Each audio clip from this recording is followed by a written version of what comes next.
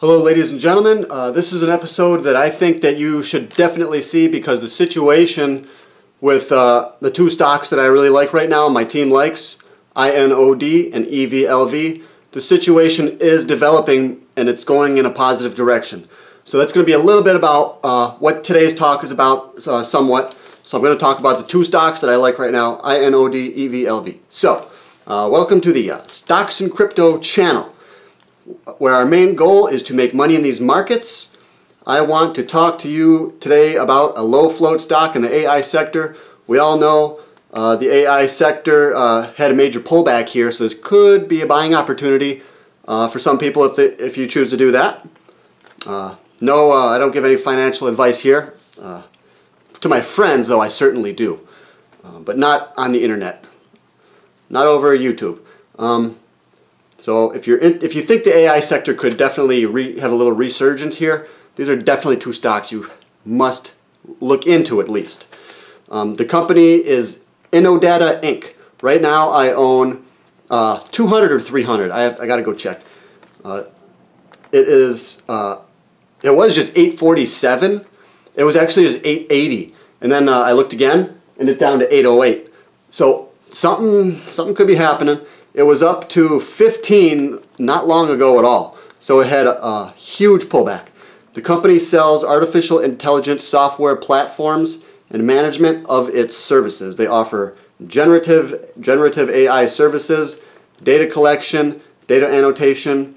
All this stuff helps businesses operate much more efficiently and can help them make money too. So what they offer is, the demand is increasing for it.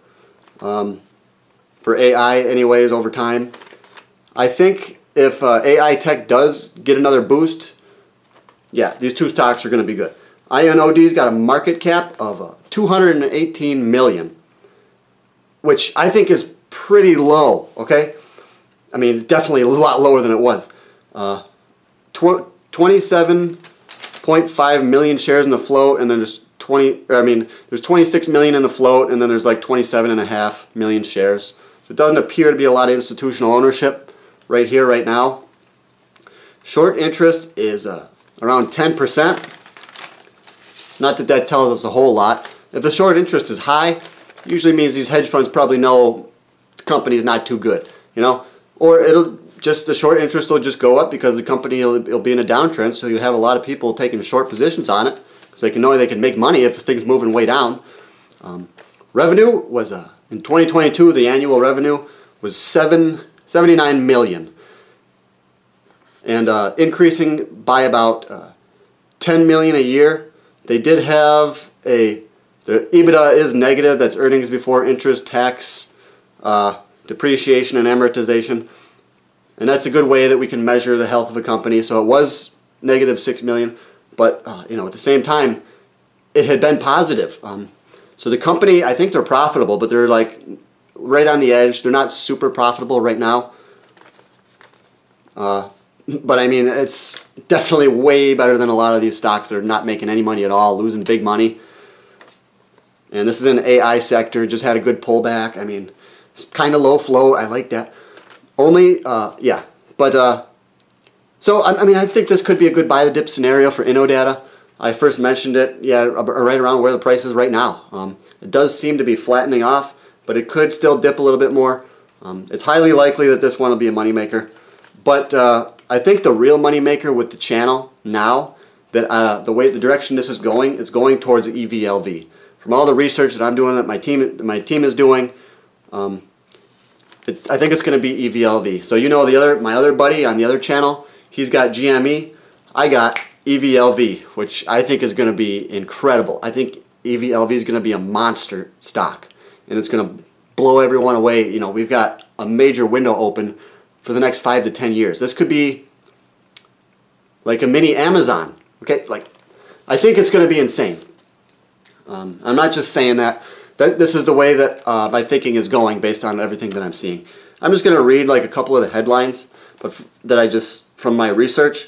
But I also just want to say that during my research and my team's research, we found a lot of positive things that are not even being reported, like on Yahoo Finance and some of the major sites where people go to look for information.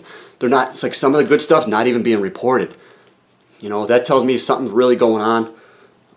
Maybe there's a couple things that from here I can read to you, but there's the Hardin County Schools testing the EVOLV weapon system. If it's in Louisville, Kentucky, the Jefferson County Board of Education voted to approve advancing a proposal to implement the new safety measures at Jefferson County Public Schools. The board voted in favor of a proposal forward during meeting Tuesday evening. It will now issue a request for proposals for companies for installing weapon detection systems in the middle school. So the whatever county that was, what's this one? The technology is already in use in Louisville. The Kentucky Center for Performing Arts uses a system called EVOLV. The school board has explored EVOLV system it could use, which would cost an estimated $17 million a year for a 5-year lease. That's a deal that if they get that, that'd be pretty darn good. JCPS confirmed schools could expand weapon detection systems to sporting events. So schools that already have these EVOLV systems are looking into expanding and getting more for the sporting events. We're just looking into a way to strengthen our security systems in our schools, said John Wright, a spokesman for Hardin County Public Schools. Deputy Superintendent plans to have security detectors at all Groveport Madison schools. These are the EVOLV systems, okay? Smathers said the school board's plan is to have the EVOLV weapons detectors at all schools. Henry County Schools, this one I think. EVOLV Technologies says it will take 4 weeks for the 280-pound devices to be installed at each of the main entrances of the district's 10 football stadiums. So each stadium has multiple entrances, and they're going to put them in all 10, apparently, according to my research. Top priority, Buffalo schools to institute new security measures for football games. And there's the EVOLV little system. It's pretty crazy. Former Tesla product leader Parag Varnish tapped to drive digital transformation at EVOLV Technology. So there's people that used to work for Tesla that are coming to EVOLV. EVOLV Technology, the leader in AI-based weapons detection security screening, is pleased to announce that adding the Parag Varnish to the communities brings extensive... Oh yeah, it's like the guy. I mean, I think there's a lot more. Yeah. But, so it seems like this company is really starting to go kind of crazy and expand, and this technology could be adopted, and it could be very widespread. So EVOLV, I might, like how I like to focus on a certain stock on my channel that I know is going to do well. So I'm not officially making it EVOLV yet. We still got to do more research. But it looks like it could go that way. So I'm feeling pretty positive about what I have seen on EVOLV. I own 500 shares of that one. So yeah, the INOD, yeah, I don't like that quite as much. But I think these could both go up. But you guys know, overall, I'm still bearish on these markets right now. Because we're going into a recession. You know, I don't need to talk about that. I talk about that enough on this channel.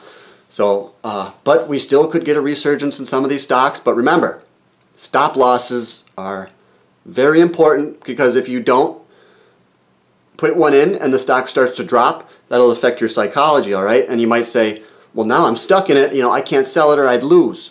Look, you've already lost. You know, if the stock's gone down, that means you have less value to your name. So you have lost.